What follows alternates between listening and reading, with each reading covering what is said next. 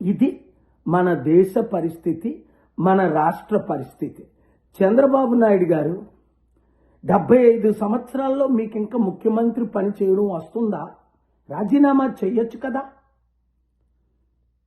ఎందుకంటే రాష్ట్రాన్ని కాపాడలేని మీరు, ప్రజల్ని కాపాడలేని మీరు, ఇచ్చిన వాగ్దానాలు నెరవేర్చలేని మీరు, ఎవరైనా 6 వాగ్దానాల గురించి మాట్లాడితే నాలుగుకొస్తానంటారు.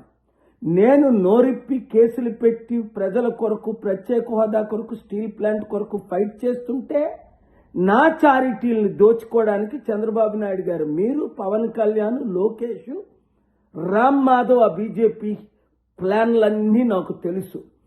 ఎవరితో ఏం చేస్తున్నారు, ఎలా చేస్తున్నారు, ఎలాగ ఇబ్బందులు నన్ను పెట్టడానికి మీరు అనుకుంటున్నారు.